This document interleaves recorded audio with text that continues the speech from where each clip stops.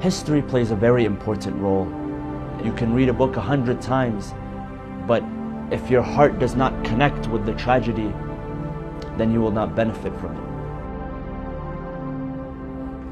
Not too long after the death of Rasulullah sallallahu alaihi wasallam, after the Khilafah was wrongfully given to those who did not deserve it and who were not appointed by Rasulullah, after the election process, they came to the door of Ali ibn Abi Talib and Fatima Zahara alayhi salam in order to secure the allegiance of Banu Hashim.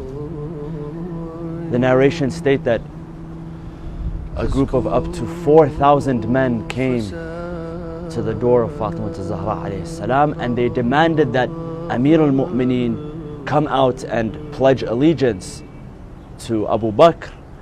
Of course, Amir al-Mu'mineen knew that he was the rightful successor to Rasulullah, and also narrations tell us that at that time Amir al-Mu'mineen was busy with preparing the final copy of the Quran as he had heard it from Rasulullah, in the order that he had taken it from Rasulullah. So he did not come out to give allegiance to Abu Bakr at this time.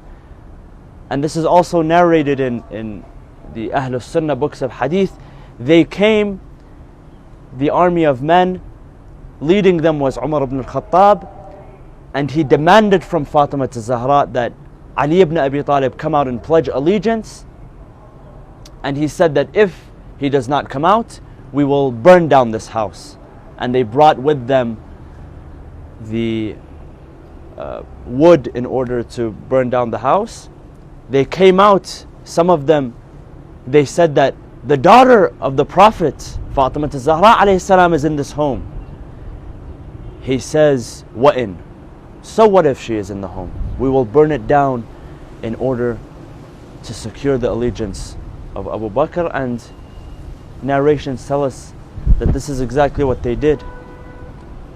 They set fire to the home of Fatima Zahra, the home of the purest people, the closest people to Rasulullah sallallahu alaihi wasallam.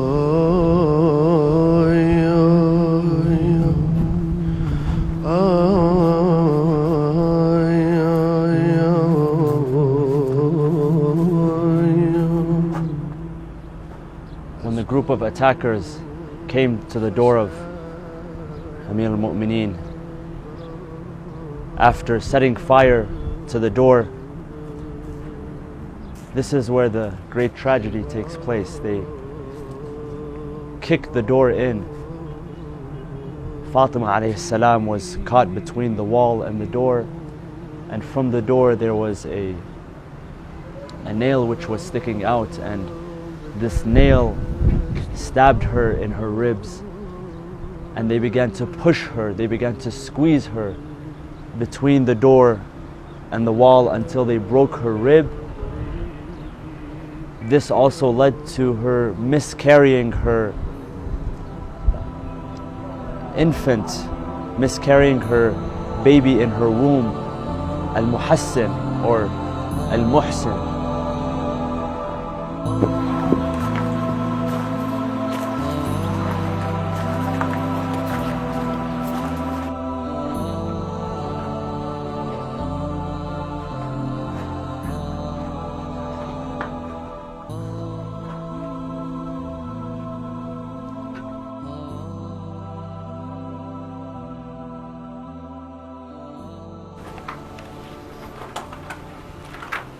Place of worship of Fatima Zahra alayhi salam.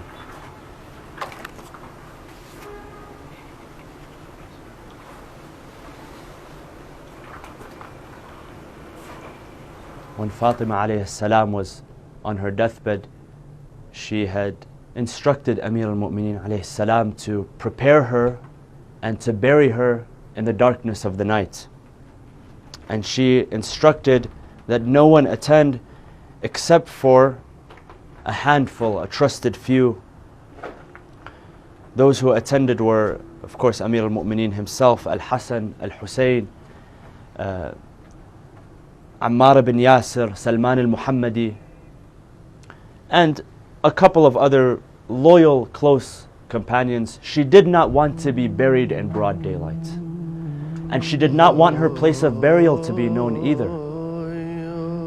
Till today, we do not know exactly where Fatima Zahra is buried.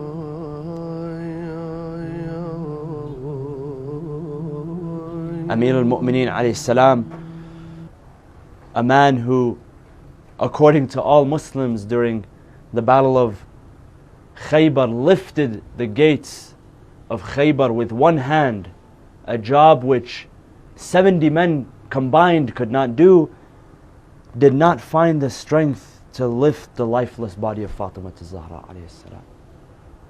After washing her pure body and preparing her for burial,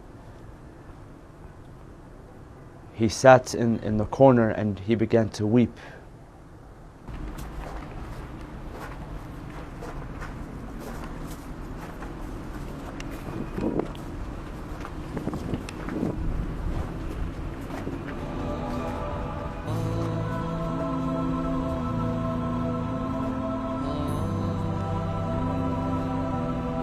As you can see, a nighttime burial where only a handful of people participated.